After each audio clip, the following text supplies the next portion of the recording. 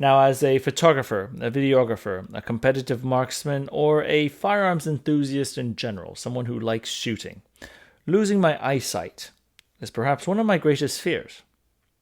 Yet my friend William was born blind.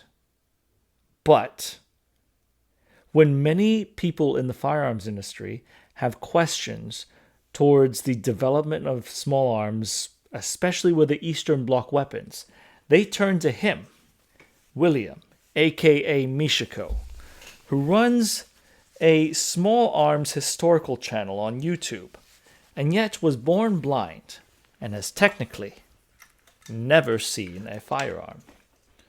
But if you were to give him an AKS-74U, he'd be able to tell you that the early versions had vents on the handguard, and most certainly the correct stock had the steel rolled inwards, an indication that this stock was made in the Tula manufacturing plant.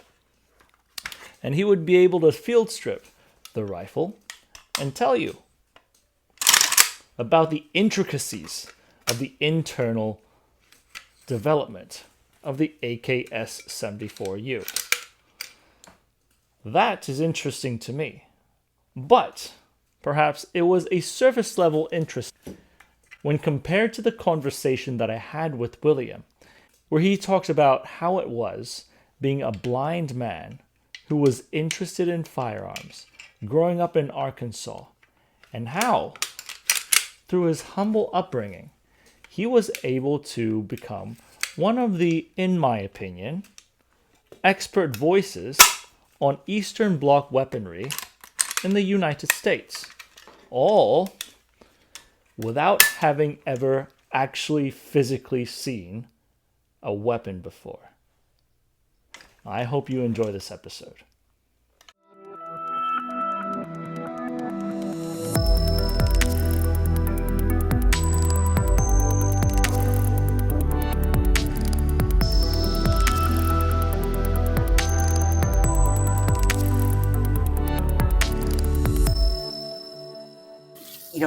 Okay, how to explain? I was born literally 100% blind, completely.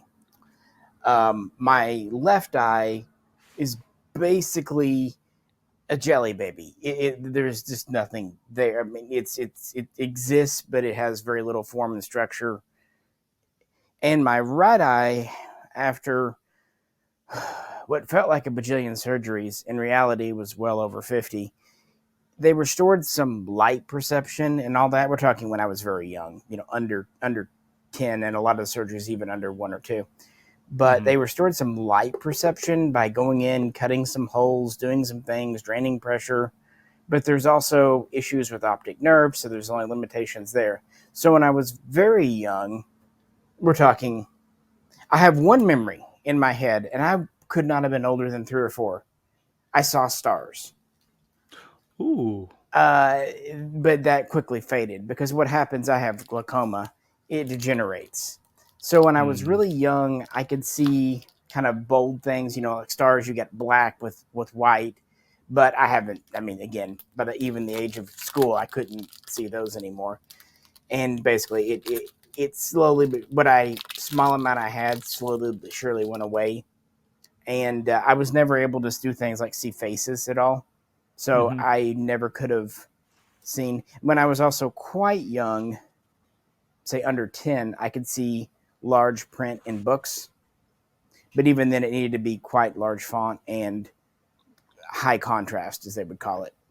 Mm-hmm. So basically, for any of my adult life, I have light perception in one eye, telling, like, I can still tell if it's day or night. That's literally it. It's either kind of, hazy white or just not. And because of, again, it being glaucoma, I prefer the dark. Light is basically not comfortable to me. So so the sunglasses aren't just for that. They're also because light hurts. Yeah, so that's something I think a lot of people don't understand because I remember first watching videos that you've made, I was wondering why this guy was wearing sunglasses in all of his videos. Was he trying to be mysterious or not? And then I looked back at myself when I realized that you couldn't see, and I thought, oh wow, well I'm just a regular asshole for assuming that. But I think a lot I, of us, yeah. I don't think it makes you an asshole because it's a very uncommon thing. First off, there aren't very many blind people in society, especially today because of modern medicine. In fact, the number of people that are just like 100% blind, completely, is very low. Hmm. Most people have something, especially if it's a congenital thing. Now, if you lost your Hmm. eyes in an accident, whole different story. Like I knew a gentleman who was in the Air Force that got blinded because of jet fuel. Yeah, Right, but but that's different though, because essentially, I mean, outside of the few memories that you have of seeing, you essentially have never seen a firearm before. no, And because they weren't giving guns to 3-year-olds even in Arkansas. but however, I would surmise to say, and I would summarize in saying, you are actually one of the more knowledgeable people who publish on gun medium out there about the historical development of firearms, and yet you have never seen a firearm before, and you're able to sell firearms and sell collectible firearms with such a great detail in the description and the historical use of some of the firearms that are sold through your store, and yet you have not physically seen a firearm before. I think that's I, something I, that people don't yeah, wrap their heads around. I want to circle back around to talking when you called yourself an asshole, which I don't agree with because people would not expect that. And it's not just in firearms, it's everyday life. People don't expect to run into someone who's deaf or whatever. Where the asshole comes in is when they don't keep an open mind. You know, when either when they don't believe you, or they don't listen, or they don't care. And I actually have an example just from last night. A guy messaged me on Gunbroker about a BNT I had up, and it was one of the APCs. You know, they can find them with or without brace. And he said, "Does this come with the brace?" And the auction doesn't mention braces at all. And as far as I knew, the pictures I uploaded did not show the gun with a brace. And I said, "Oh, did a brace sneak into the pictures?" Question mark. And he wrote back saying, "You don't have to be a wise ass about it. I'll buy from someone else." And I wrote him back saying, no. I wasn't being a wise ass. This is my situation. I was afraid maybe I uploaded the wrong pictures. And if he just come back and said, "Oh, I'm sorry, I didn't know," we're good.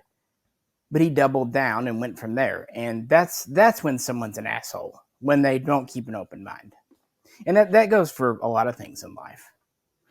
See, I'm kind of curious how someone gets to that point, because in a certain sense, I think that that has a lot to say about our society these days. You know, the lack of empathy or the lack of patience to really figure out what's going on, and I'm wondering if any of that has to do with the electronic medium of how we communicate. Now, I mean, of course, on one side, that's how you make a living. The presence of the internet is how Oh you're yeah, able to sell stuff. I love But the at the internet. same, The internet's an awesome. And going back to your point about me knowing history of firearms, you know, I joke with people, but it's 100% true. Firearms history books aren't in Braille. And even if hmm, they were, so much of what's in a traditional firearms history book, it's photo related. There are good write ups and good articles, but a lot of times the knowledge is from pictures. hmm, So without the internet, I would not have access. In fact, it was, funnily enough, this came up in an email just today. Max over in Russia, the Modern Firearms RU website, I guess Popenker. it's still I guess it's still up, but that when I found it in the late '90s was one of my first really solid resources for Kalashnikov information, for example, and just Mhm. kind of world guns in general. Because growing up, you knew about the American guns here, but I wanted to know about what was else in the world. And Right. as to my knowledge of guns, it's just because I'm a teacher, and I've always had that kind of brain that loves digging for grubs of information, if that makes sense. Yeah, so let's dive into that a little bit more. Now, for a lot of people who have not seen your videos, they are very they have a lot of them that are historically driven, i.e., one of my favorite videos that you've done is a long video where you take the Japanese Type 99 Arisaka from early war all the way down to what we call last ditch, like when World War II was ending and Japan was basically throwing whatever resources they had into the factory and having them poop out some sort of a Type 99 short rifle. Yeah, And people kind of make fun of those for how they look. What's funny is though, if you look at pictures and read accounts of how those factories themselves looked, it's amazing they turned out rifles at all. right. So that to me, those are some of the most interesting videos that you make because um, at first you have the historical aspect of it, which you do bring forward a lot of extremely detailed information and history accounts to it. But also, it's when I'm watching you presenting those videos and your mind is working, I see you using your tactile senses to find certain design attributes of a rifle. Well, it's not like I can use my eyes. Yeah, well, so what I was trying to get at is without your sight, your tactile the world of firearms turns into a very tactile experience for you. Something that I would dare say that a lot of us who can see probably don't experience at the depth that you do, and it's interesting for me to think that that tactile experience of you feeling some of the some of the finishes on the rifles, because I'm thinking from early war, the Japanese rifles were very well polished. The safety having all the knurling carved into the back. Some of the details, the way the wood was finished, the way the sights were marked, all of that was done with great detail. I mean, it's the Imperial Japanese Army that we're talking about. Progressing that towards the end of the war and seeing some of the examples that you were showing, very rough finishes on the metal, the Mm-hmm. wood, very crudely carved, almost carved together.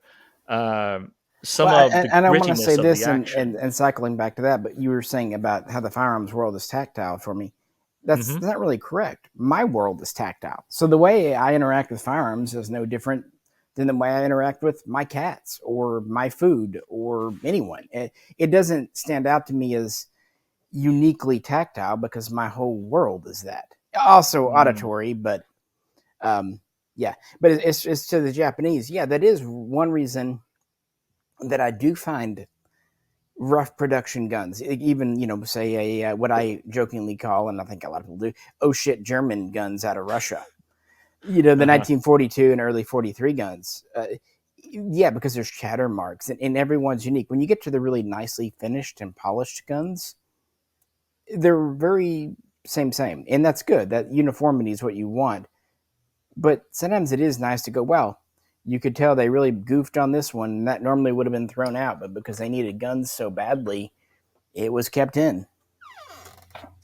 Yeah, so that's a part of experiencing firearms that I think many firearms owners really don't think much about. I mean, partially, I think that is a very specifically, let's say, historical firearm collector, something that we would look at. Because otherwise, if you get like a new production FN Scar and they have that amount of chatter on it, that is downright a reject rifle that should Oh, not have absolutely, passed because there's no QC. reason, there's no excuse. With the Japanese guns, there's a reason, there's a story, and that's Right. what's neat.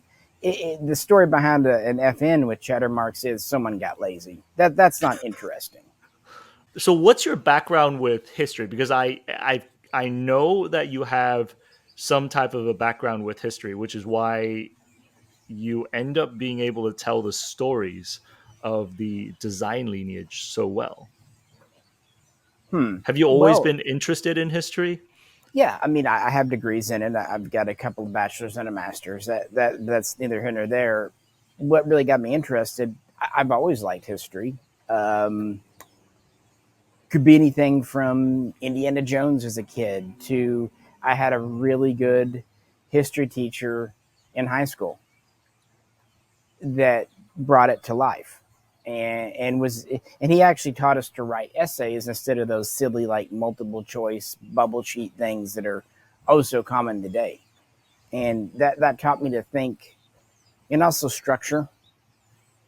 Yeah, just funnily enough, anyone who follows my personal channel knows I also like science fiction. The history I like, the future, or at least speculative future I like. It's just the present that I'm not always so sure about. Yeah. But you think about history, it's a great story. I mean, history, and that's what I've noticed about good history books and good history professors. They make it into a story, which it should be because it is a story about people's lives, and they lived, they loved, they lost things. Their lives are worth remembering and honoring in a lot of cases, and just examining because I don't know. It's interesting to me. I just enjoy it. How did you get into guns and shooting? Well, kind of a multi-step process, I suppose. Growing up in Arkansas, and this is another common joke I say, but it is absolutely true. Just because I couldn't see doesn't mean people weren't going to take me shooting. Uh, Hmm. Parents, grandparents, friends, whatever. So I grew up shooting. It was pretty casual. I thought it was neat and interesting, but I knew I couldn't hunt. I was born in the Ozark Mountains. Most guns were hunting guns. And people think back to the 80s and they think, oh, how great it must have been pre-ban, all the FALs and AUGs and all this. Maybe in some areas, but just because the stuff was technically available doesn't mean it was available, if you know what I mean. It was 870s and various automatic Remington rifles that were the common. And as far as handguns, some old Lugers, 1911s. I remember the first time I put my hands on a Glock, and I think it was 87, 88. That was interesting. So I got into guns a little bit as a kid, not super familiar, but enough to get myself into trouble. A little bit of plinking with friends in the 90s, but not really anything. I fell into it of all things in college. That supposed bastion of liberalism. I actually met college professors that liked guns. Namely, I had one that really liked the FAL, Hmm. and that got me into the FAL. Soon I got into the Kalashnikov because they were starting to kind of become available. People have to remember, but before the mid late 90s, the only AKs in America that you could really find were the Chinese, which are neat, but after you get a couple, they kind of become a one trick pony. You want something different. The Steyr Modis, the Kastner FEGs, they came in such few numbers. We didn't see them back then. But then you start seeing Bulgarian and Romanian guns, and then Russian guns. The Segas come in. That was like, hey, this is neat. So I got into that, and it really was kind of midway through college and whatnot that I really kind of got into guns, and then I just decided I'm going to buy a couple, Hmm. and went from there. First couple, I got a Mosin, got a Makarov because they were very cheap back then. It sounds like a lot of your influence, especially in your early time in, was a very Eastern Bloc.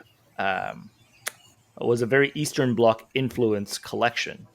Because that was what was being imported. That's what was affordable on a college student's budget. Ah, Did I I see. want more American stuff? Sure. But I could afford the Eastern European stuff. And it did interest me. I'll tell a quick anecdote about when I was a younger person. I went to church a lot and was very active in youth. And one of the youth pastors, we hadn't seen each other in probably 10 years at that point, and he bumped into me at the food court of the university. And, oh, what are you doing? We sat down, hey, let's have lunch together and catch up. And he said, what are you doing? I said, oh, I'm finishing up this, and next term I'm going to go over and teach in Russia. And he just looked at me and goes, yeah, that sounds about right. So even though maybe I didn't know it, I kind of maybe already had that interest going all the way back to teenage, 12, 13 years old, because I always did kind of find them interesting because they were mysterious, behind the Iron Curtain. And I was always into space. In Hmm. fact, my parents took me to NASA when I was young and got me a tour. But I always thought, well, what are the Soviets doing? We know about the American space program. So I think that was kind of my gateway into getting interested in Russia, was the Russian space program of all things. Oh, that's right. Because if people watch your personal channel, you also do a lot of like spacecrafts and vehicle, Yeah, like to scale vehicle models. Uh, and this is something that I didn't think of before I met you. Is that these little models are basically, it's sort of like if we were to read a book and look at pictures of what a Sherman looks like, that's like your reference to what a Sherman looks like, because you have this model that you could tactilely figure out what the vehicle looks like, right? that is exactly the excuse I give to the wife every time I buy one. Uh-huh. But it is absolutely true. I mean, I can read everything in the world about a Sherman, but until I hold one in my hands, I don't really know what a Sherman looks like. Uh, so, have there been any? I want to circle back to the Russia thing in a bit, but have there been any things that, whether it's firearms or vehicles or spacecraft or anything along those lines, that you've read about and you thought that it looked a certain way, but then you received it and you're like, wow, I was entirely off. Yes, the Battlestar Galactica. I had no clue what that thing looked like. I'm not even sure I had a really good notion of what it looked like, if I'm being honest. I probably had fanciful images in my head. That's the thing, too. When Mhm. you get the real image in your head, it kind of pushes out your memories of what you thought it was, conceptually. So I don't know, but it wasn't that. I'm not saying I don't like it. It just, I think maybe I thought I had more. Okay, I think in my head, I thought I had like flight pods that really stuck out, way far, like kind of like a wing or something. And I thought it was maybe more shaped like an aircraft carrier. I don't know. I really don't. But I was thinking I had more sticky outy bits and was less. And probably, I think I thought it was smoother. I was surprised just how many bibbles and bobbles were sticking out and how kind of squat and compact it was. So how about firearms? Were there any that you read about for a long time, and then when you actually got your hands on one, you were thinking, "Wow, this is not at all what I was thinking about." Hmm. Good question. Certainly not ARs, because I grew up with ARs and AKs. I mean, all AKs look different for sure, but they have a basic form factor, and I grew up with those, so I probably never wondered. The Nambu pistol took me kind of unawares. The Nambu is an interesting. I like it, but I don't think I could have imagined that look. To be honest, for someone who has seen it, the first time I saw it in an image, I was thinking, "Is this thing for real?" Because it looks like an electric drill. Yeah, especially with the later, like, large, the Kiska trigger guard. Hmm. I think it's that trigger guard that really just puts it over the edge into bizarre terror. But you know what's really funny is it's a pretty darn ergonomic gun for the 1930s and 40s.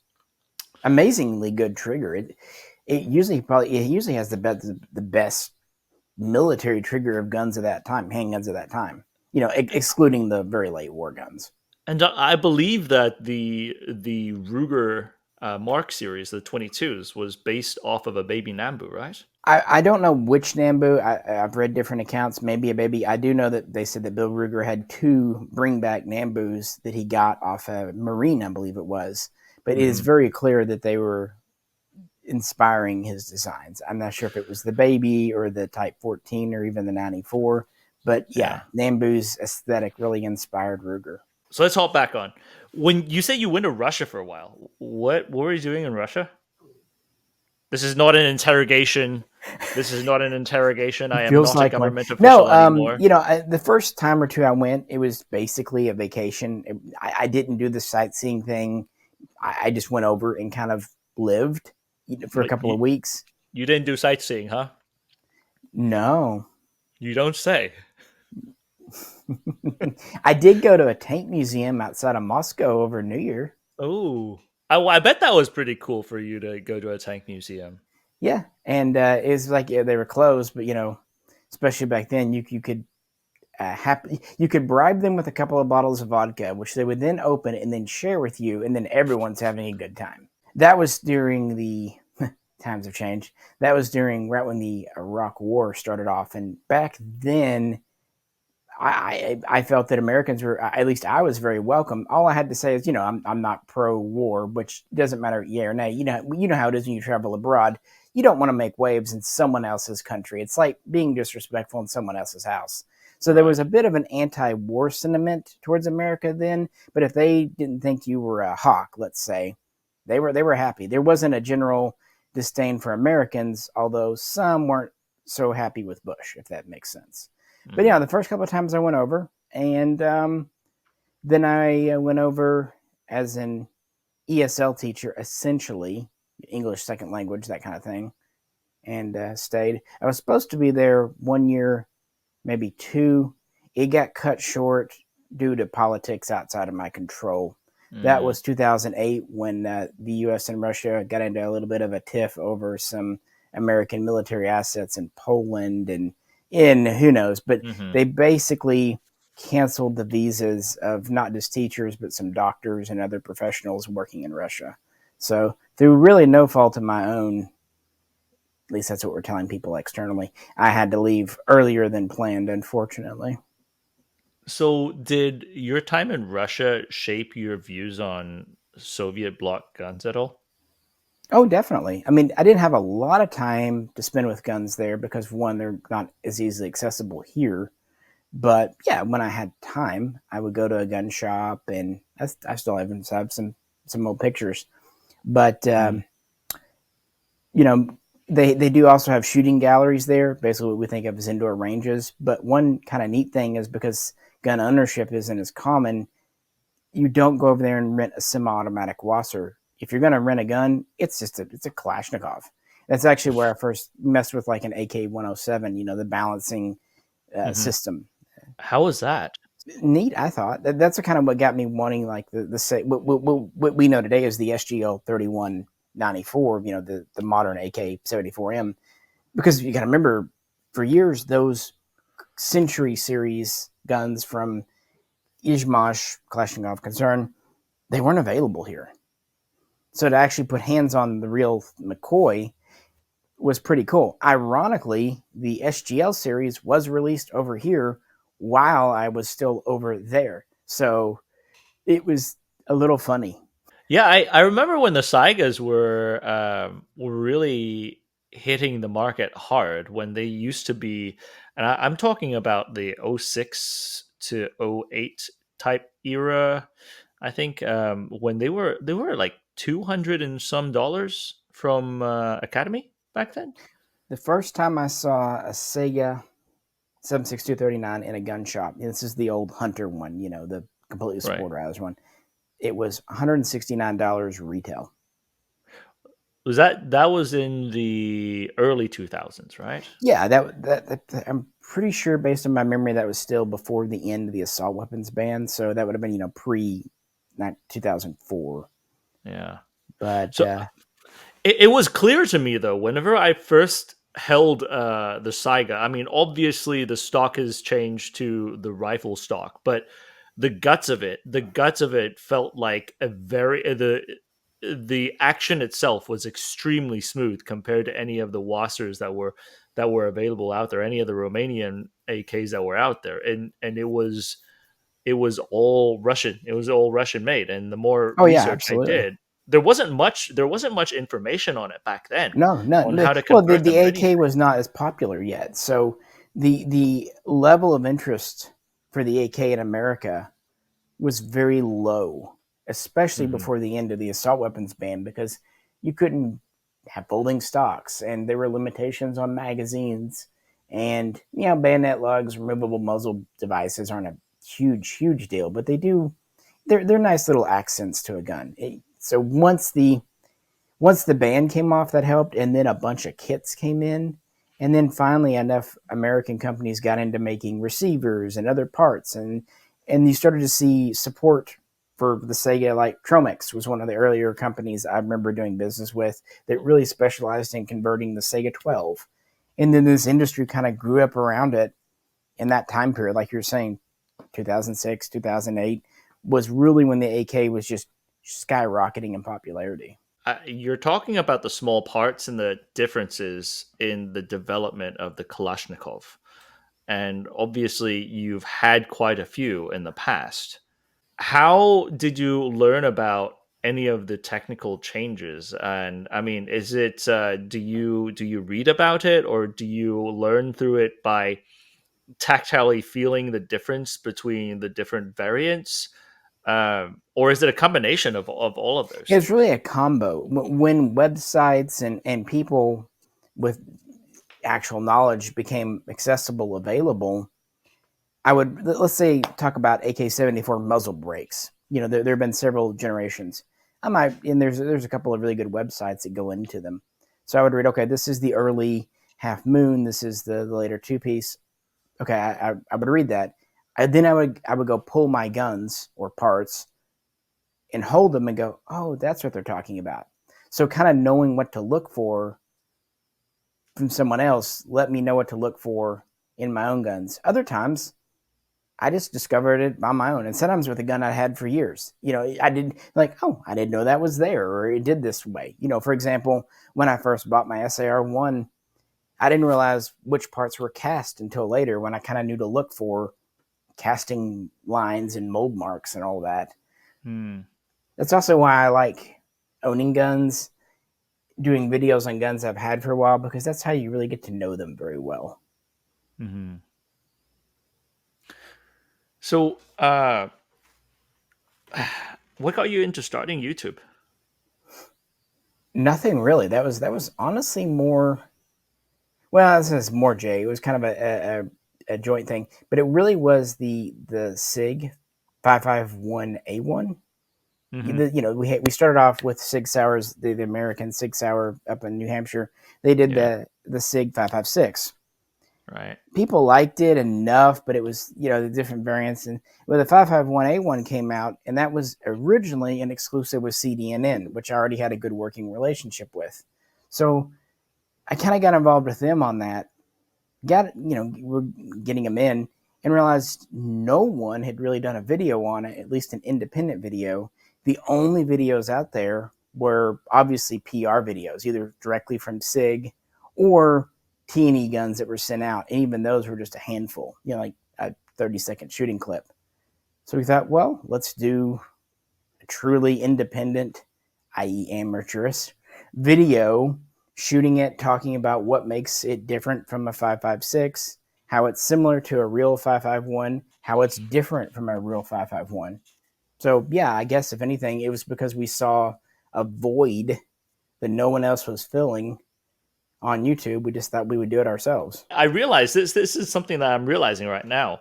That some of your videos you actually film yourself, being unable to enjoy the video, the true video medium, but at the same time, as you have your rifles laid out, I'm guessing you're holding a camera and then pointing it sort of where you think it is that you're Yeah, talking about. because that okay. Originally, if you look back at our older videos, the ones recorded with a potato, there is a camera person.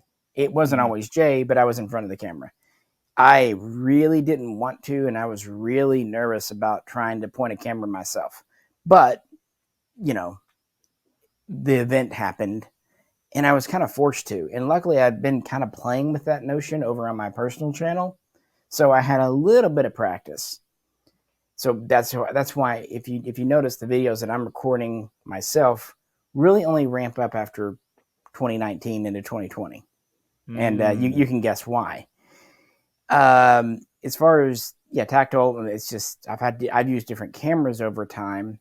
I find a GoPro works well for me because it's pretty simple. But what I really like about a GoPro that a lot of nicer cameras don't do, audio cues. GoPros are really good at different beeps for different things happening. Whereas if you get a nice DSLR camera, it doesn't either beep or it just has like one monotone beep when things happen and you don't know what that means. So I find that the feedback very nice on a GoPro. That's interesting because the GoPro was set up to be basically isolated in this little pressurized case that was the only way the GoPro could communicate to you. Because I have a Hero 2. That was my first GoPro, was basically Gen 2 of the GoPro. And I got it when I was downrange. And we would strap it to all the vehicles that we had, strap it to ourselves, to film a whole bunch of things. And that was the only way you were able to tell on what mode it was doing. Either Mm-hmm. that or the blink. So which of course you're not looking at the LED flashing And on see, the Jay didn't have that GoPro. He had a knockoff of it. But yeah, I know what you're saying. His didn't have the screen either. So he's like, hey, you should get one of these. But since it's important, maybe get the name brand. Because he could see if it was goofing up or whatever. I couldn't. So, but yeah, he had, I don't know what analog it would have been a copy of, but like you're saying, it was one of the early ones. But that was yeah. our first experience with a GoPro-like camera. And the nice thing is, too, if you're at the range, they can take a brass casing hit or something else. When I go out with J-Ro and he's got his multi-$1,000 camera, he's rightfully always concerned about it getting dinged with brass or something. I would be too. But it's nice not to have that worry.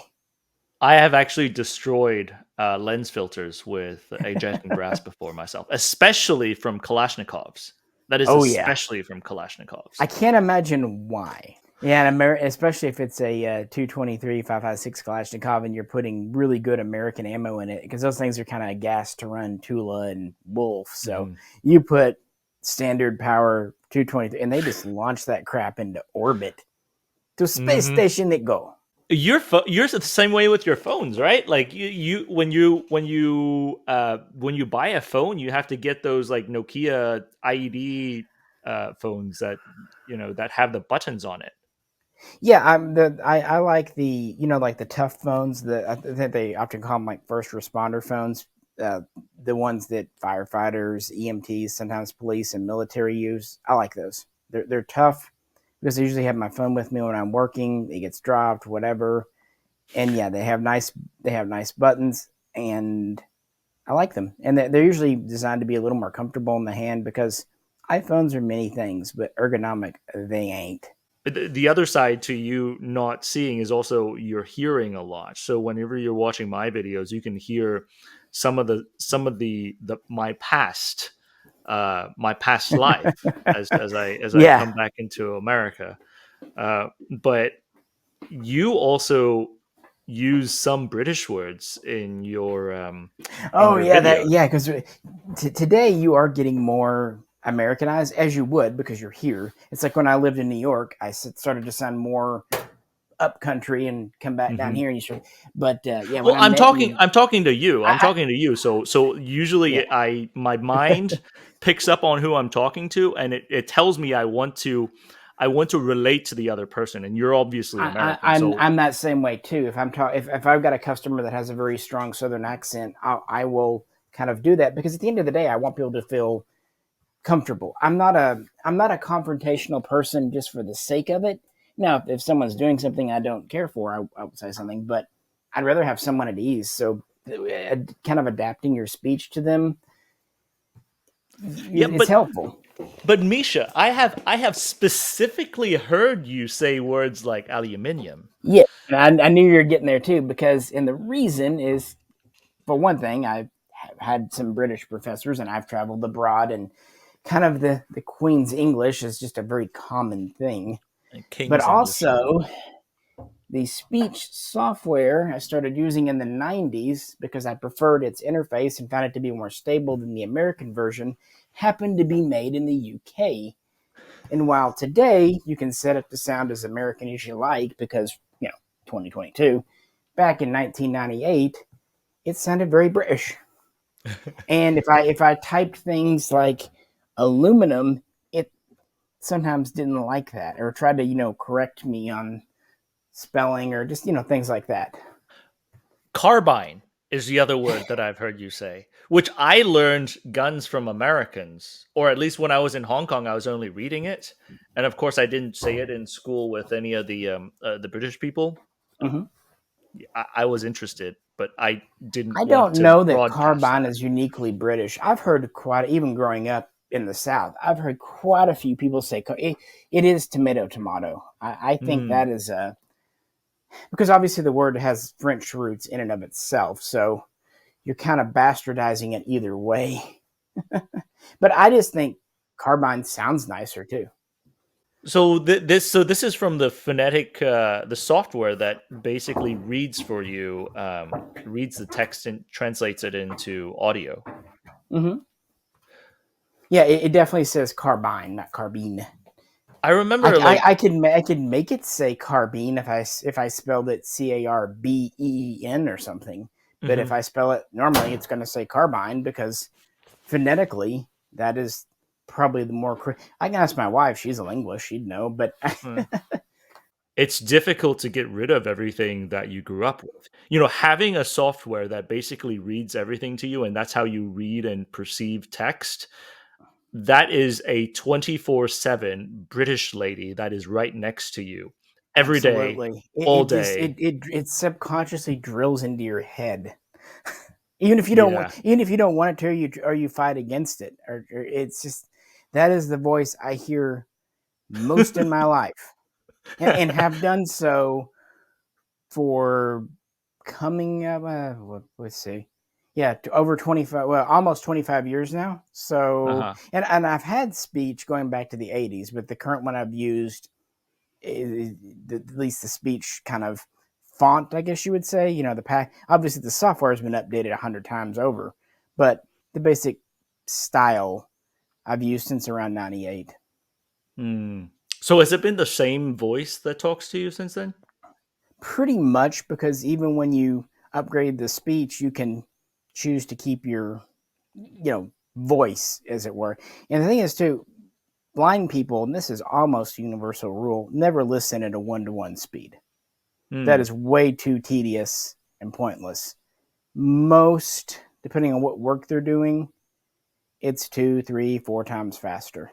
So the problem Hmm. with the more natural sounding voices at 1-to-1 speed, when you start speeding them up, they get real choppy and clippy. But a machine voice, that monotone, boring, droning voice, speeds up much more fluidically and naturally. So that's why people Hmm. like Stephen Hawking, for example, used his voice. Aside from just tradition and kind of trademarking, they do get easier to listen to a lot of the time once you kind of adjust your ears. What kind of YouTube videos do you tend to find yourself gravitated towards? Porn. On, I'm sure, on three times speed. Exactly. I made a joke the other day when people were doing the whole thing. I was like, I can't tell if it's porn or someone using the bathroom. Sometimes they sound very similar. Either way, not terribly interesting to me. No, my watch list is pretty eclectic because of my Uh-huh. interests. Sometimes I'm into guns, and that's pretty obvious. Hmm. But sometimes I am done with guns for the day and don't even want to hear the word rifle. So I'll delve into something as far removed from that as possible. Hmm. And I've gone down some pretty interesting rabbit holes. Obviously, anyone who knows my personal channel probably gets an idea of that. I like modeling. I like some toys. I Hmm. like some fanfic stuff. Not that kind of fanfic. Get your mind out of the gutter. I various comedies are fun. So I sometimes engage in some podcasts with people, not using the gun world, just other things. I'm trying to think. Obviously, history videos. Although by this point, I've watched most of the really good documentaries, but there are still some really good channels that do like historical foods and things like that I find interesting. Hmm. Can you, like, if you hear a gunfire, can you tell what type of firearm it is, what caliber it is? Are you able to tell, differentiate any of that? Not as well as I would like. Probably a lot more in person because there are fewer factors. On a video recording, it's much harder because you have to take into account the recording medium. Hmm. Um, Usually, what I'll listen for isn't the actual bang itself, but more the action of the gun or how the user inserts or removes the mag. They make different noises. Hmm. Or So can sometimes you? if or sometimes if it's a gun I know or a friend knows and they've got a certain say sling or muzzle brake on it, either one can produce kind of an interesting. I look for little context clues. Interesting. That's also for anyone who watches my videos why I always kind of call out the type of gun being fired. I know it Uh-huh. must get annoying for people, but that's an easy way I can know when I'm putting clips into the videos. Hey, what gun am I putting a clip of in? Ah, because at the beginning of your shooting, you always give a voice cue, Uh like, huh. And see, for a while, I tried having friends sit down with me and say, "Hey, what gun's this?" And I identify, but then they go, "I don't know." And I try to describe it, and they're like, "Look, they all look like AKs to me." So I gave up, and I thought the better way, if I'm going to do this accurately, is just to say when I'm shooting what it is, because people seem to think that I've got like a network of people around me that are just here to help all the time. A lot of the time, I'm here alone, or I'm ah, here with really good people. They're just not gun people. My wife isn't a mhm. gun person, or they're gun people, but they're not into Kalashnikovs or FALs, so they wouldn't really know. So if you were to say, on the audio side, just a few interesting firearms that you've listened to fire, obviously with ear protection, I'm presuming.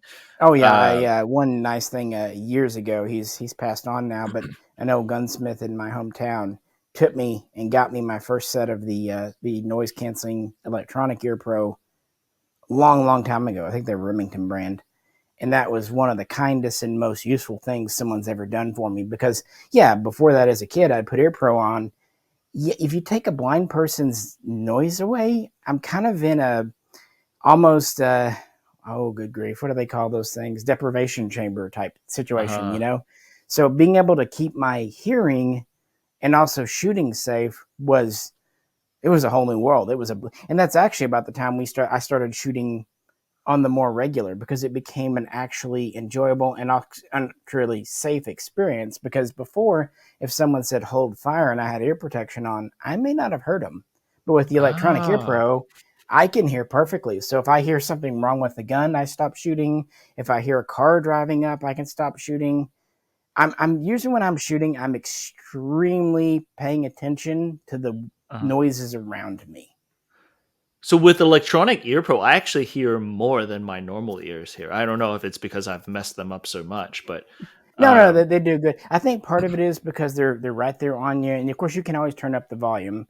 But it is, digital sound versus analog has pros and cons. But I think for this purpose, it's better because everything is just a little bit crisper. Maybe mhm. not quite as nuanced, but crisper. So you can really hear the crunching of leaves under your feet, or maybe brass hitting the ground more with them on than you would otherwise.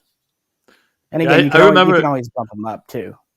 Yeah, I remember the first time I tried electronic ear protection. I heard the crunching of the grass, and I thought that was the coolest thing. Yeah. Yeah, I'll be honest, when I first got mine, sometimes I just put them on and walk around the house because yeah, some like the refrigerator and stuff sounded really cool. And what I've really been impressed by, the sets I've always owned at least have held up exceedingly well. At least the Hmm. inside electronics. Now, things like the ear cups and stuff that typical wear parts, but the electronics have always seemed very well built to me. Hmm. So so interesting thing. So as you're shooting with the firearms, you feel the firearm working. Hmm. You can hear. It's probably not that you can hear more of the firearm working, but rather you're paying more attention to what's going on with Bingo. the Yeah. sounds. Well, So and what? it really is when I'm actually shooting, because even with the electronic gear pro, the shooting is pretty overwhelming, the noise part. But yeah, the feel of a gun, like if a bolt goes all the way home, you can feel it. If a bolt sticks halfway through the travel, once you're used to that gun, hey, that didn't feel right. Mhm. You get used to a gun. It takes time. It's not like I can just pick up a gun I bought a week ago and really know what it's supposed to feel like. But when a gun I've had for a while malfunctions, I know it because it's not doing what it should do. So of the firearms that you featured on your channel, which ones which one's the most enjoyable to shoot without the visual aspect to you? Let me think. In no real order. I gotta admit, the VZ61 Scorpion is just fun on a bun. Hmm. Absolutely not practical. Fun as hell. I would agree with you. Especially when you're not paying the ammo bill, because you can Oh, chew yeah. through hundreds of rounds of 32 in that thing. I like the Walther P99. That Hmm. gun, every the moment I first, because I read about them online for a couple of years, and then I called a shop that was literally just down the road from my place at the time, and they happened to have one in stock. So I went down there on a Saturday, put my hand out in front of the counter, and when the guy behind the counter put that P90 in my, it just, if I didn't have to, you know how when you get first grab a gun, you got to kind of move your fingers around to Hmm. find the grip. I didn't have to do it. It just melded to my hand, Hmm. and I love that thing. It's my carry, and you Yeah, got me into them. You and another guy called Caleb got me into them. So I cannot disagree with that. but thing to know about carry guns, especially handguns, are very person. I know people that it does not fit their hand at all, and that is Hmm. they become very subjective. So that's why it's always good we have different options on the market because they fit different people. Kind of getting away from pistol caliber. Hmm. When it comes to rifles, probably my most recent favorite's that LMT, that piston LMT that I've had out a few times. I've noticed it's come out to the range 4 times this year, and that's a remarkably high number of times when we have as many guns to get through as we do. Hmm. The ARX, the Beretta ARX, has made a surprising number of visits to the range over the years, Hmm. and people seem to like it. And of course, you got to say like the Bren, either the original 805 or the Bren 2. People Yeah. seem to really enjoy those are guns I usually take for new shooters because they're just such gentle, forgiving guns to shoot. They Hmm. usually really make people happy. Yeah. Those are pretty good choices. I mean, all of those are pretty good choices. I mean, Yeah, you're talking to me, where you and I basically have very similar taste in firearms, both historically and employment wise. yeah. And as far just to throw an AK or two in there, I would say the real slash archer. That's Mm-hmm. always one. And just because we kind of recently did a video on it, and it's in my mind, I always sometimes forget just how nice the 545 arsenals are to shoot. The 105 or Yeah. 104, they're just perfectly gassed and they don't climb because thanks in part to that and also the muzzle. I, I've been a big people, 545 people have discovered it, which is nice. But I bought my first one in 2002 as kind of an Hmm. end of semester gift to myself. And back then, the only real import option was the SAR2.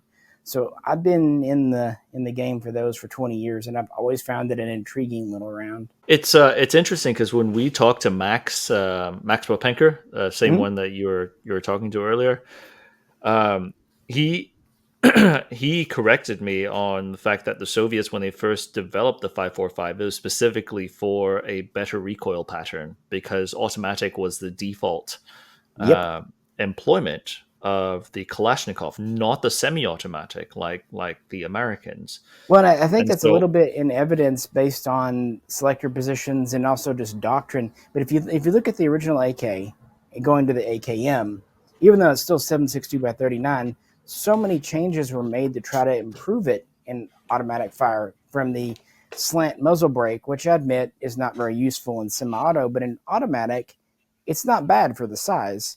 But also the palm swells. That was an idea to put on, where you could get a better grip on your front of your gun. And mhm, then from there, you look at the 74, they go to this massive muzzle brake, which for that era was pretty unconventional. If you, yeah, I mean, but damn, does it work? it looked like a tank muzzle brake, if It anything. did. That's a great analogy. I didn't think of it, but you're absolutely right. And to be fair, Russia has had some of the biggest tank guns and artillery guns in history. So who better to know? You look at they. I wouldn't be surprised if Russia did like a 10 baffle break. Some of those are ridiculous. I Well, love so them the though. Russian brakes. I mean, you probably know this too. But the Russian brakes, when they go through development, one of the criteria for them is to also have a certain amount of concussive force limitation and Hmm. overpressure limitation. So it's not just coming up with the one break that would score you the highest score in an IPSC match, but rather, No. yeah, Yeah, they because have that who combat cares what your mindset, recoil's like when you're blasting all your other squad mates? I mean, right? yeah, you've got to consider. Whereas here, for example, back to the Bren real quick, the original CZ muzzle brake that came on the Bren 05 was a pretty darn effective brake when you were shooting. If you were standing next to the person shooting, I think it made my ears bleed. Yeah, it's interesting. Do the FN scars still ship with the primary weapon system break? Ask me next week. I just had a guy order one today that'll be in. I haven't had one in a few months, so I don't want to say yay or nay because my experience is slightly out of date. But yeah, So that was my initial sort of slap in the face, shall you say, literally. with the FN scar was, wow, this is really low recoiling, but Uh huh. holy hell, this sucks shooting indoors. Oh my goodness. Yeah, because when when Jay and I were out there shooting, we had a little metal structure, Hmm. and it would get really uncomfortable. In fact, I used to tell me how I'm going to step out, and I did that with very few guns. But yeah, the Scar and the original Bren with its brake, those are guns like I'm going to step out because it just the concussion bouncing around under that metal roof was just brutal. So that's probably something, since you have a mind and paying attention to the sounds and the your other senses outside of visual senses, that probably hits you harder than it does to the rest of us, because we're probably focused on some other thing and not even paying attention to it sometimes, where you're just getting the full concussive force on your face. I'm not you, just like you're not me, so I don't know. But I can say, yeah, you can put as much cotton in your ears, you can put as many ear pros on and block your ears off, but your rest of your body's still going to feel that concussion. Hey, Henry, I'm going to walk over. Someone's been ringing my phone, so you can just Yeah, cut sure, this sure. section out. I want to hear about the your business, Ozark Bear Arms. So it's one thing being an enthusiast and a firearms historian, but taking a leap to turn this into what makes your income, the money maker. This Hmm. this is your profession at this point that Well, keeps you alive. obviously in college, especially grad school, there wasn't like I could go get a part time job tending bar, flipping burgers, typical stuff. So what I ultimately ended up doing was helping a friend out at his gun shop, namely ordering surplus guns, which at that time were still everywhere. Picking good deals, dealing. In fact, I dealt with Century for him and other places that did more of that stuff, but also doing his computer work because one, he wasn't very computer savvy. Two, he was doing way more business than his little shop should have. He was one of those people that couldn't say no to anyone in town. So I worked with him part time, but eventually I was kind of buying and selling more guns than him. And he said, "What are you doing here? Go get your license." I didn't at the time, but after I got married, after I got back to America in 2009, I looked for work. And you would think, but it wasn't. And so after multiple failed job interviews, and it's really disheartening when they say, "Oh, you're overqualified for this job." I don't care. I want to eat. I will do a really good job regardless. Just give me a paycheck. No, anyway. So I told my wife after that, I was like, if they won't hire me, I'll hire myself. So I asked my cousin, a different one, not Fox, actually, his other older brother, who was already in FFL, to help me. He helped me get my license paperwork filled out. And the ATF came and did an inspection, and I just got my license from there. So it was kind of just because I'm not going to sit at home and do nothing, and because I can't sit at home and do nothing, I'm not really eligible for disability, and even if I were, I don't think I'd be happy with that. I Mhm. need to be active. I mean, the whole time we've been doing this, I've been doing other things, including eating a granola bar, if you couldn't tell earlier. But I had to guess, we're doing this during kind of midday, although it's getting later now. But Mhm. but I just kind of slipped into it, and originally it was part time because I was also teaching a little bit part time at a local place. Once I got back to the U.S., but teaching it's the teaching part is great. The dealing with students, the answering their questions. the administrative part, the honestly in-house politics part sucks. And I realized, you Yeah. know what, this is it's not worth the pay. And my wife, who was also a teacher, eventually kind of came to the same awful realization. It's actually impressive for you to find your own groove in um, working in a field that honestly nobody else has the same perspective on, and being able to sell guns through history. But it's also really, really sad to hear about the teaching side because, I think selfishly and as a dad to young children, I would wish that we had teachers like you who could give us a good perspective on history.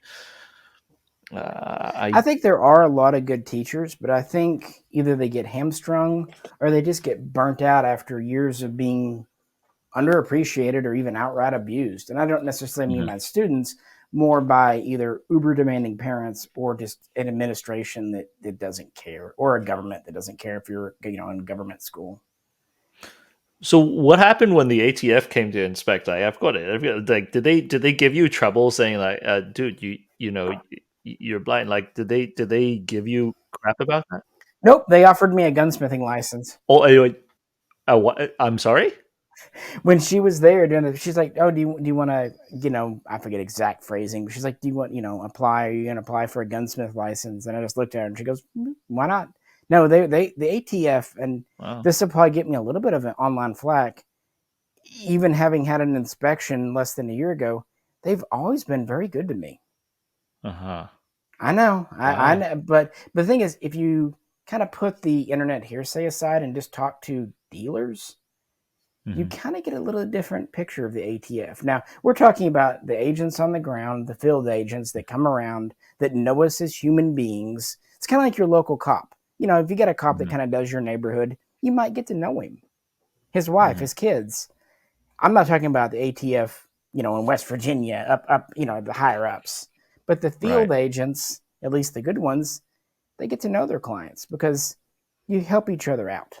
Like they made a small snafu on some paperwork I filled out, and I was like, oh yeah, we don't have to, anyway, it's cool. Everyone may, So but I know sometimes, like when it comes to, let's say, like dealing with systems changes on platforms like Gunbroker, mhm. I know you in the past you've come through heartache with systems like that. Uh, how do you overcome? I mean, obviously, I presume you have a pretty good Booze. consumer base. Like you probably have a good amount of people who Well, who who try to the call you up a for lot, a stuff. lot of people don't like change for the sake of change, and that's fine. I don't like change because I do most things via rote memorization. Like how many keystrokes it is, da da da da. When you change it up, I have to relearn everything. And sometimes there's little tricks I have to do to access various websites, because these days not every website is keyboard accessible 100%. A lot of them are, even if they're just 90% keyboard accessible, how do you work around that 10% that is meant to be used with a touchscreen or mouse? I can't use Hmm. those. So I can almost always find a workaround, but it takes Hmm. time and it just seems an unnecessary and unneeded frustration. It's like well, you grew up in the 80s and the 90s like I did. It's like those video games, back in the day, you would memorize the little cheat codes on them, like Mm-hmm. left right up B. so for you it's like you have to memorize a new cheat code every single time there's a systems change, unfortunately. Yeah, unfortunately, and sometimes I will eventually discover things that I like about it, and sometimes I lament things that it's just like, why that is not, even after experiencing it for 6 months, I still say this is a negative change. I still don't like the Gunbroker search display, even after it's been a couple of years of them changing it. I found the old one to be cleaner. It displayed more at one go, easier to navigate. The newer one is so clunky with all the banners and pop up. And that's the other thing too. If you guys think you hate banners and ads and stuff, I Hmm. have to basically tab through every link on a website. Even if I go really quick, it's the more that crap that's up, it just really drives me batty. Now, if I know a website well enough, I'll use kind of the find feature in Google Chrome to skip to a keyword and start from there. But it can be pretty bleh. And some of those Yeah. reCAPTCHA things, like the prove you're not a robot. Oh my Hmm. goodness, those Oh, they've gotten a little bit yikes. better in recent years, but for a couple of years there, they were driving me crazy. I guess you're right because if you're blind and you're trying to navigate a site and it wants to ask you which freaking square has a bicycle in it, you're not going to be able to tell which damn square has a bicycle in it. And I know people say, well, yeah, there's the get an audio version instead button. Click it and listen to it yourself. I can't make out half that gobbledygook. It is intentionally distorted, usually way more than it needs to be. And it's just like, why am I doing this? This is dumb. I'll just be a Yeah. robot. Well, I mean, I've got to say though, still, Mish, it is impressive how much you've been able to not only make, uh, you know, business wise of your own life, but it's impressive because the lack of vision is a single massive fear for people like me. And yet not only have you been able to make it by, but you've thrived and you've brought all this knowledge to the gun community itself, the historical context, the small design attributes, the ideas, but then mostly your thoughts and how you relate history to the development of small arms. And that's, to me, that is something that you cannot fake in any type of channel. So Well, I and the definitely thing appreciate it. is, I'm not doing this to be stunning and brave and all this stuff. I'm doing this because I have no choice. As most people who are disabled or otherwise facing adversity. I mean, the only other option is just to roll over and give up. And for most people, that's not a real option. And so I did what I want, and it was a process. And there are days when I get despondent. There really are, but you got to work through that because at the end of the day, I just don't want anyone to defeat me, and I don't. I refuse to be anyone or anything's victim. That to me, I'm not shaming people who are victimized. It's not. I mean, by definition, it's not your fault. But I won't let that be what defines my life because it's the life I got. So I'm gonna do what I can with it. I don't know. Hmm. The you know, it's just yeah, it is what it is. It's not as easy as it might seem, and I'm definitely not always as optimistic as it seems. I definitely have my days and moments when I get really like it really gets tiring telling customers when all the time that I'm blind. Like that's it's not their fault, it's not my fault, but after you have to repeat the same thing, it'd be like if you had to tell people where you're from all the time, every day, every place. It gets old after a while. It's because I just want to move past it and live my life, but I understand too it's not their fault, and sometimes they really need to know that info to accurately understand where I'm coming from. Because if they ask me about a gun, I can tell them how the action feels, how lockup is. If they're asking me how the finish is, maybe I can tell. If they ask me like some numbers and stampings, I got no clue. And Hmm. I had to just be square with them. Now online, sometimes people think that sets off a alarm bell. They don't understand that it's not a red flag. It's not me not having the gun in hand. It's the honest truth. And sometimes just getting people to accept that I'm not fibbing can be difficult. But people are coming around, and the YouTube channel does help a little bit with that because I can just say here's a link to me, and if they will click it, I think most people would agree. No one's going to be doing something for over a decade as a joke or a troll. I did get that Hmm. for a while, where people kind of thought it was not true, just kind of like FPS Russia back when he was doing his thing and pretending to be Russian, kind of an act. Hmm. So it took a little while for people to realize, no, this is I am exactly who I am on there, cats and all. Yeah. Well, I think I Remember think when people thought Rob was putting on an accent too? I did not know that, but Yeah, that's there were people that ridiculous. actually thought Rob Ski was putting on an accent. That's a very good accent if he's trying to pull off an accent. And not on the saying language like you're saying, but I know exactly what you mean too with me when it comes to when people ask about accuracy or me feeling bad that I can't really give a full report on some aspects of guns about that stuff. I know what you mean. You have to just go, well, I've done the best I can do. Hmm. I've given it my best ability, and I guess we all fall short somewhere. Yeah. We can't all know everything, and we can't all be perfect in everything we do. But as long as we're having fun and doing our best, I think that's what really counts.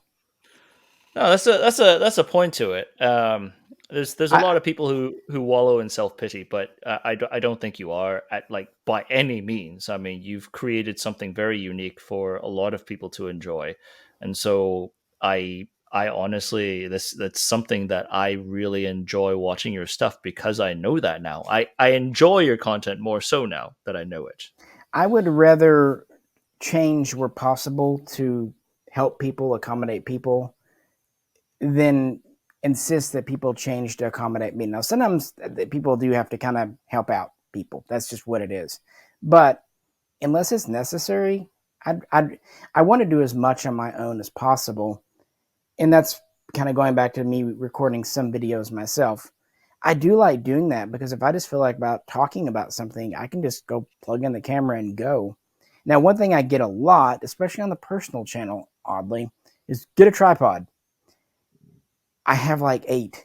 But the problem is when you're blind, tripod legs, I think they literally move to trip you because of their shape. And let's say I get my tripod set up. Now, first of all, hopefully it's pointing exactly at the gun. If it's not, the whole video is going to be not at the gun. At least when I'm holding it by hand, I try to move it around. So even if it's not in the camera some, it'll be in the camera other times. But let's say I get it pointed correctly. Let's say I'm talking about this gun and I think, oh, I want to show the people that gun or this mag. So I get up, I go grab the other gun, the mag. I'm thinking about that gun or mag and what I'm going to say, and then I run right into that tripod and knock my camera over. That's the thing. That's someone who is not blind trying to give advice to a blind man. I Right. mean, that's And I think I take it as being given in good faith, not criticism, but in good faith. But they're not understanding the entire aspect behind it because there are things like that in a perfect world I'd like to use, but the the risk outweighs the potential benefit. Actually, what I have, and I've used it for a while now, is this little kind of, it's not a selfie stick exactly. It can be a selfie, but it also folds out into like a mini tripod. And I mhm. found that to be kind of the best compromise because I can set it on the table, not on the ground, so I'm not going to trip over it. But it also lets me set the camera down and get a little more stability. Because Hmm. sometimes if I really want to be stable, I'll tilt it and put the tripod against my chest, so at least it's stable. Hmm. But that's been Hmm. the best compromise I've found so far. And the newer GoPros have pretty great image stabilization too. Hmm. I have not used a GoPro ever since they lost a boatload of money with my stocks that I invested in them. Also, See, because I should have have cell put that phones money now. into Wassers. I should have. I should Yes. have. Honestly, that's one thing that I've been realizing how it's strange because when you grow up overseas, you don't think of firearms as something that you could actually invest in.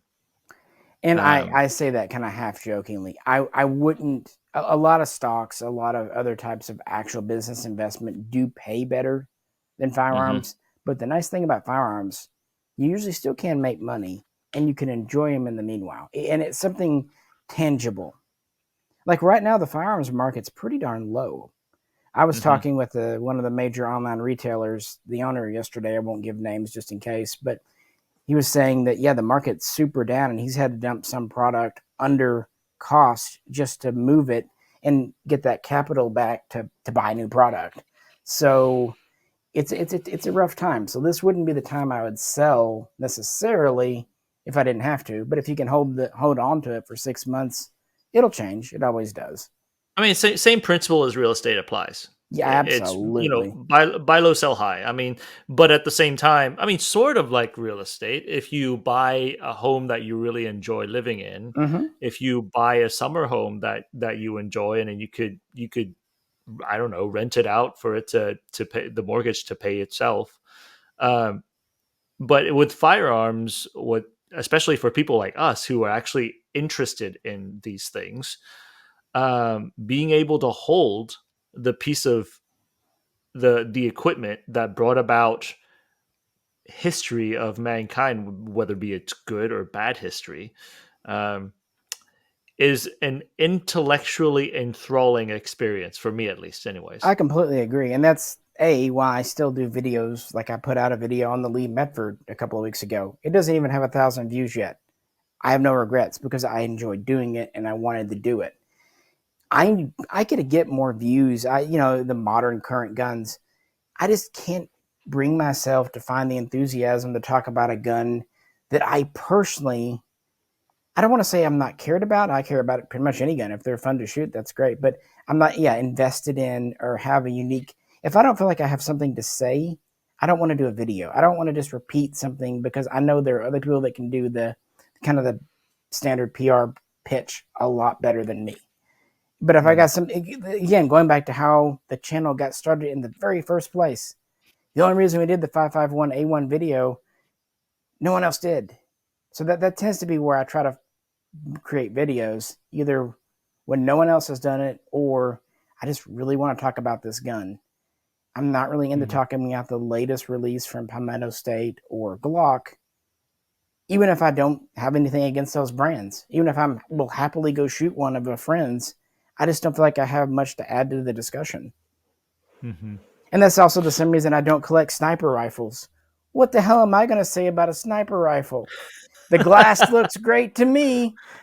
That, that's a funny thing. I remember when you were shooting the M24 with the optic cover, the scope covers closed, That was and people 100% intentional. people in the comments section just freak out Mm-hmm. because here you are shooting a rifle with the scope covers closed. Actually, we were about to start recording that video and they were open. And Jay says, "Hold up a second." He runs over and closes them. No, that was a complete. And see, I don't mind trolling the internet on with harmless fun like that. I'm a bit of a prankster in real life, but only when it's just fun. I don't like the mean stuff, but things like that were just. And that might have been before we actually told anyone I was blind, because for the first little bit of the channel, no one knew, and we kept saying, "How long is it going to take people to notice?" That was Well, kind of I our remember original because pitch. I remember some of the older ones, but I mean, I didn't go all the way back to the 551A1 era ones, but I remember some of the older ones. I never saw anyone mention that you were blind until I don't know when you guys started I don't talking know. about it. You got me. It was a bit in. Yeah, It wasn't right away.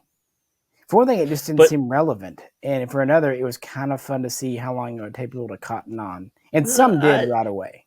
Misha, I disagree that when you say it's not relevant. I think just by this conversation, hearing that you pay extra attention to how things tactily, uh, how it feels in your hands, and how it sounds when it's working, and how it feels when you're cycling it. I think you're able to pay attention to a lot more of a firearms detail than some of us who can see. Uh, Counterpoint to that, though, you understand it in real life. Everyone knows I'm blind. It was mhm. kind of just interesting to me and refreshing to engage with people who didn't know that fact, at least for a temporary point of view. It was interesting. Hmm. The anonymity of the internet can sometimes be nice because people are kind of approaching me just for me, not for any other potential preconceived notions, positive or negative. Unfortunately, that is no longer there because now people in the firearms community, at least those who are interested in firearms history and development, know uh, part of your background, especially when this publishes. Yeah, but not that guy on Gunbroker last night. Unfortunately, some people. Um, There's always one. But but for every one person like that, honest to God, I meet 20 or 30 great people. One reason I'll end up spending way more time on the phone with a customer than my wife would like is we get into, and I like knowing people and I like mhm, giving them a sense of who I am because I think that really gives them a sense of ease about when I ship a gun or, that everything's going to go copacetic, that they're buying from a person, not some faceless entity or, scammer. So I try to mhm. establish a rapport with a customer just so they know I'm a human being.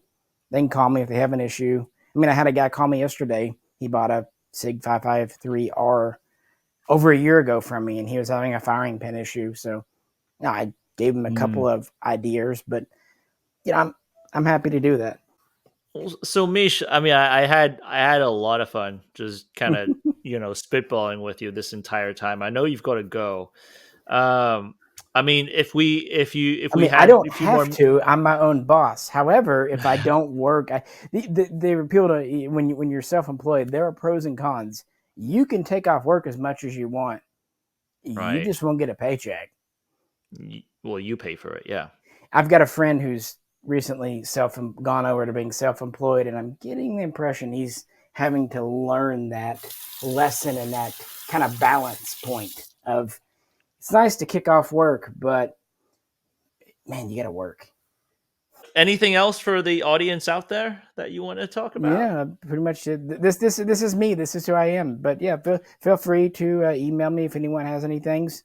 And uh, signing up on Patreon, I don't know where, once in a while people say, oh, try this other service. It's a lot of to do, and Patreon still seems to be the most professional, reliable place to give out credit card numbers like that. So if they want to go over and pitch a buck or two, that always helps. And we've Yeah. got new stuff coming. We're about to review that Century Nova AK Mhm. that got released. Well, I would say if you have genuine questions about, I'd say honestly about life, maybe, or about firearms, historical firearms, you can hit up Mish, but also their Patreon over there. They do a lot of Q&A where they draw questions from the patrons, Yeah, and every couple of that's a months good way. usually. Yeah, so that's a good way of hearing any questions that you have being brought over on their channel. And so check them out. Ozark Bear Arms at gmail.com. YouTube handle Mishaco. That's Mishaco. His personal channel, Misha, Misha. And without further ado, I mean, I'm hungry. So, I am as well. It's about 6 o'clock now, so there's a great burger place down the street that's got awesome cheese fries and homemade burgers. man, I wish you were right next door to me. Well, it's good chatting with you, and for Same to everybody you, Henry. else, we'll see you guys on the range.